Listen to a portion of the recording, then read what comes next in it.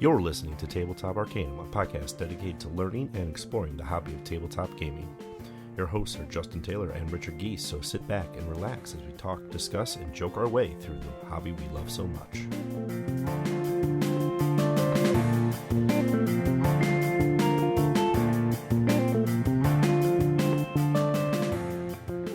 Welcome to the time of the Red, Choomba.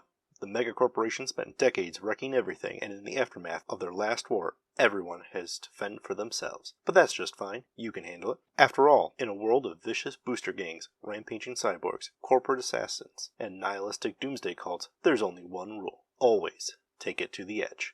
Take big risks, get big rewards, be the action, start the rebellion, light the fire, never drive slow when you can blaze a trail. You've hooked your Militech pistol to the interface in your brain, upgrade your cybernetic fists with carboglass blades, and installed cyber eyes that can pierce through the red haze like a morning fog. There's a world full of opportunities out there, just waiting for the right edge runner. Maybe that's you. Welcome to Tabletop Arcanum. I'm Justin, and today we are so happy to do a review of the brand new Cyberpunk Red. This is the latest Cyberpunk game put out by Untitled Games in coordination with CD Projekt Red and Cyberpunk 2077 come out. It is a new, cleaner, updated, modern version of Cyberpunk. You may be familiar with Cyberpunk 2020 already, which has been around for many years and has many supplements for it. We did our review of the Jumpstart, Cyberpunk Red Jumpstart kit, which was kind of a top-down, lighter version of this. This is the full book, though, that we are taking a look at today. So MSRP on this one is $60, and it weighs in at 456 pages. So it's definitely a thicker, heavier RPG book. It does include player information, GM information, and a ton of lore. Go into more details when I talk about the goods, the bads, the uglies on it, but it is kind of a all-in-one book, not a 1-in-3 book, which you're looking at dicing up, what the players get, what the GM or DM gets, and then a critter or mook book. So my first impression of Cyberpunk Red is this thing bleeds theme and lore and all the stuff that you're looking for. If you're excited for Cyberpunk 2077, this is something just got me in the fix and got me more in-depth in the lore and the world. But ultimately, it's just a fantastic book. They have 3 short stories sprinkled throughout that give you a little bit more idea of what's going on in the world. I guess the more important thing, I should back up a little bit and say Cyberpunk 2020 is set in the year 2020 in this fictional cyber dystopian-esque world. Red takes it to 2045, and that's the current RPG timeline setting. And then furthermore, it's tied to the Cyberpunk 2077 video game, which is set in 2077. It's part of the lore and background and was co-designed alongside with the Cyberpunk 2077 video game. So whether you're playing the video game or the RPG, it all kind of blends together in a cohesive universe, which is one of the things that made me most fascinated about this. Red started development back in 2013, side by side with the video game. Even in an introduction, Mike Pondsmith, the creator of the Cyberpunk RPG, talks about how he was approached by CD Projekt Red and kind of went down a rabbit hole from there. It's really neat in that sense. Let me go over some of the good things I like about it. All throughout the book, there are references to different places. So early on, it's the big screech. So do you want to know more about cyberware? Do you want to know more about Neocorps? Do you want to know more about Night City itself or the gangs? And all of them are like, go to this page, go to that page, go to this page. So the book is trying to show you, like, if this is what you want to read, go here. So for quick reference, there's a lot of that. One of the other really big things between each chapter, we have scream sheets and things to just kind of immerse yourself in the world. Things to remember when you're looking at Cyberpunk, though. It is definitely an edgy game because the 4 rules of Cyberpunk are style over substance, attitude is everything, live on the edge, and break the rules. And if you're following that mode of, it's gonna feel like edgelords all over the place. It's gonna feel like a game that's running on pure octane. And it is. And it's supposed to feel that way. And if you're doing Cyberpunk right, that's what you should be feeling. One other thing that the book does, and I think it's a fantastic method, and I want to see more RPGs kind of adopt this, is there's 3 paths or 3 kind of ways to build your character in a Cyberpunk game. Street rats, edge runners, and complete packages are what they call them. But essentially, it's a template, a fast and dirty method, or a full-blown calculated, everything you pick is part of that. And they have little tags all over the place of like, this is for street, this is for edge, this is for complete. And the other tags that you're going to see in the margins are data, which again are trying to point you to other points that are more interesting. One of my favorite examples was, one section was talking about possibly where you might find something, and then it mentions the night markets, and it's like, well, if you want to know more about night markets, turn to page X. And that is so super helpful. That's like my first impressions of the book, is like the entire book is designed for you at a gaming table to be able to go where you need to go in this almost 500 page book, fast, dirty, and get you playing again. So for those rules checks, for those inventory lookups, it tries to get you back out of the book as fast as possible, and that is super awesome. So things it does well. I love the Cyberpunk system. For the most part, it's your attribute plus your skill plus a d10. That's it. Then you're going against a difficulty number. You succeed, you succeed. If you don't, you don't. Much like most RPGs out there, it's pretty cut and dry in that. Combat runs very much the same way. Damage runs very much the same way. It's a simple rule set, though there are rules for lots of different things, which is also really nice about it. I was laughing when I was going through it and seeing some of the systems and getting my impression of the genre in the book. They have rules for grappling, which most do, but I don't know another RPG that I've read that has rules of how to use a human shield. It sounds atrocious, and it kind of is, but it's something that would happen in the world, so it would mechanically make sense for them to figure out, like, this is how it would work. One of the more things that I found impressive is a lot of the charts can appear and do appear in multiple places. For example, there is a whole section about getting injured, and it goes into, okay, here's the critical hits and injury tables, and here's how that works. And then a chapter or two later, it starts talking about healing and the trauma teams, and those same charts appear there. So if you're looking for injuries, and if you're looking for how to heal injuries or how injuries are inflicted, both sections have you covered with the appropriate charts that you're going to be looking for. Likewise, cyberware. All characters start with some level, even if it's basic, cyberware. Well, it's in the character creation section, but it's also in the market section later on in the book, where everything gets a little bit more compiled for your at the table use. So it's all of that combined with the fact that the art and the layout of the book is very clean. So you're not trying to necessarily find stuff and then having to dig and find nooks and crannies. It's very well laid out in that sense. The front half of the book is very character driven and very much like, okay, this is the roles you're going to be, here's the things about the roles, here's more details about that. Now you need gear, so here's the gear that you're going to be looking at for those roles depending on which way you're building your character, and here's a cyberware for that, and then your derived stats, and like it just keeps going into all that, and I love the layout for that. One other section really called out to me, because I wouldn't say perma-GM, but I GM a lot more than I typically end up playing, but their GM section focuses on how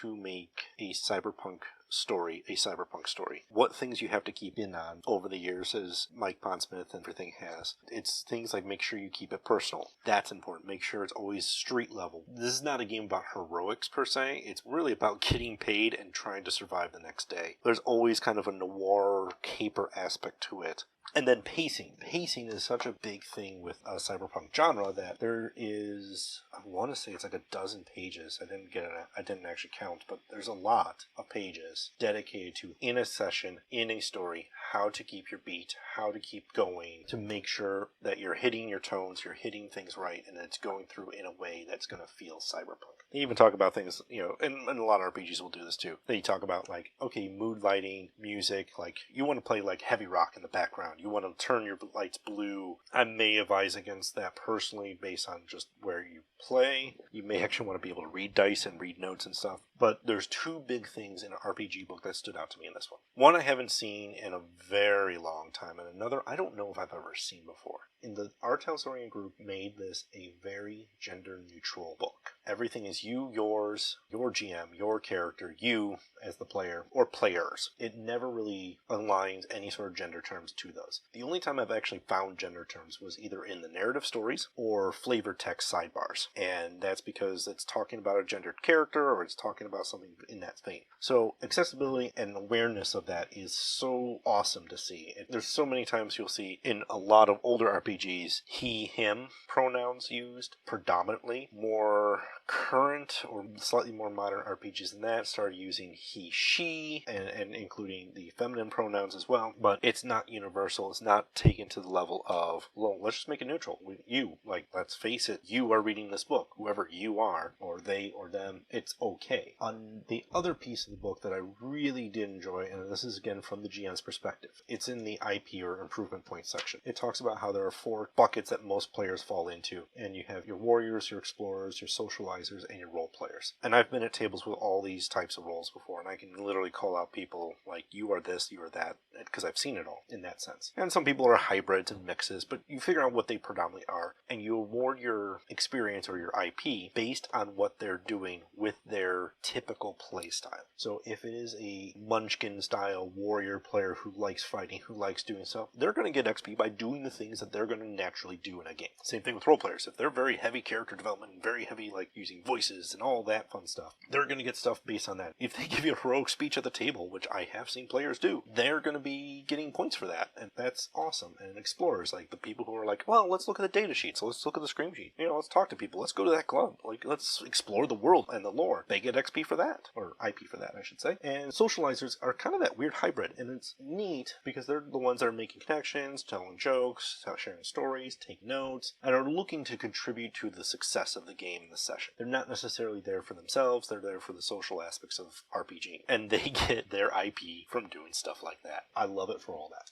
The other big piece I do enjoy is life paths. I've seen this in other RPGs before, but they use random tables and a flow chart. You can also select each box, but it gives you a way to build a cyberpunk-based background that has maybe some friends, maybe some enemies, maybe some tragic things that have happened in your character's background. Stuff that is literally what I call GM fuel and tidbits and stuff that is awesome. Now there's the basics, and then your role gets another set, which you end up going through both for each character, so not only why your character is a cyberpunk, but then, if they are a netrunner, the netrunner specific stuff, if they're a rocker boy stuff. So all of that is brilliant, and I love it for it because I've seen it in a couple games, and most of the games that really pay attention to that enhance the experience by so much. I never really saw it until like Dungeons & Dragons backgrounds in 5th edition had a little bit of this, but then when they put the Xanther guys and they kind of made like, how do you make your flesh out your background? That's the stuff that we're talking about here. The Star Trek Adventure game has like, okay, so what did you do in Starfleet? Were you actually part of a first encounter? Like, all of that is really, really critical to why your character is the way they are.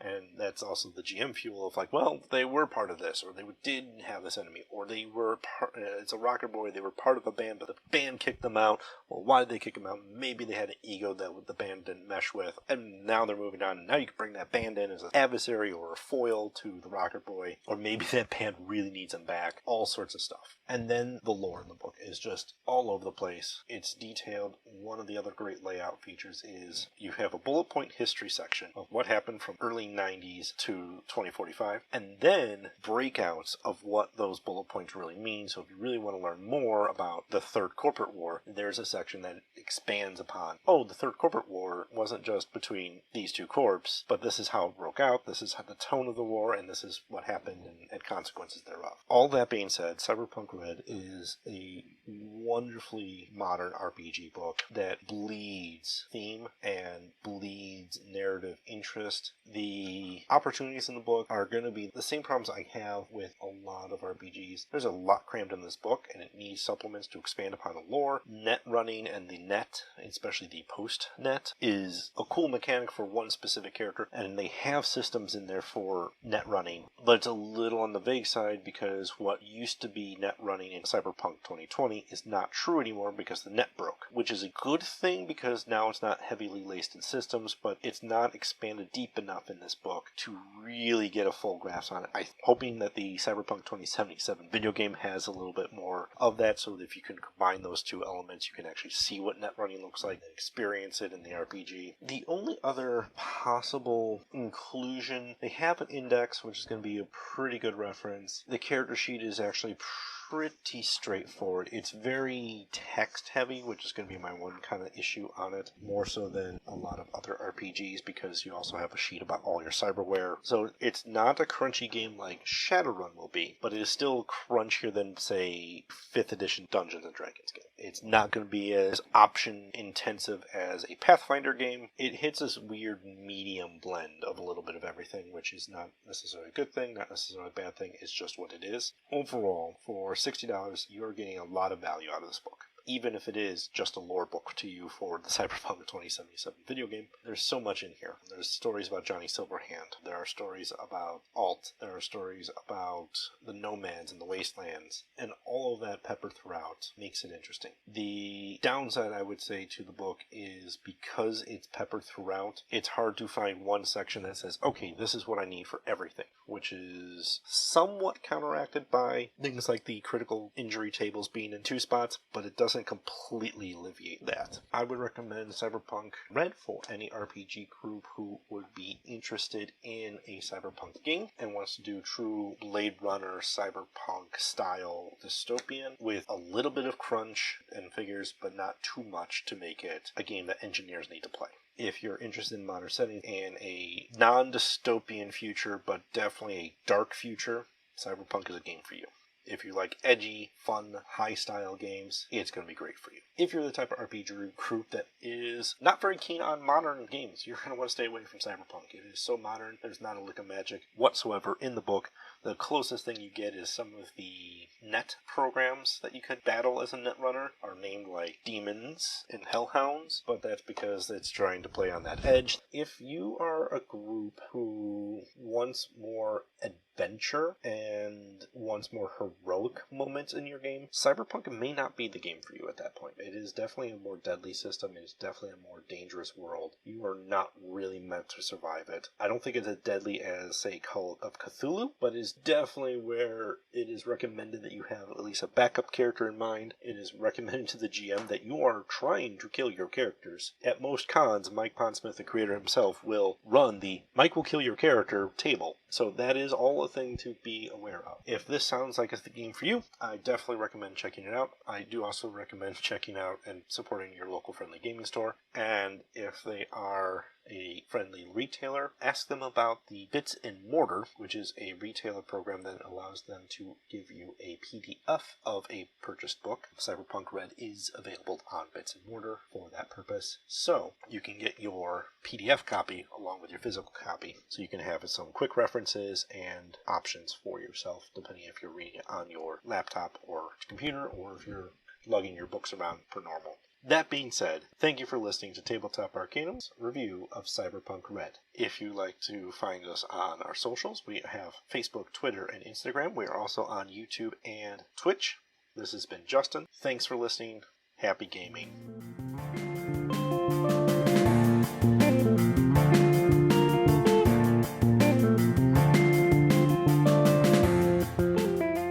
You've been listening to Tabletop Arcanum, hosted by Justin Taylor and Richard Geese, and featuring the original music by Paul Moore and Isaac Gilbert.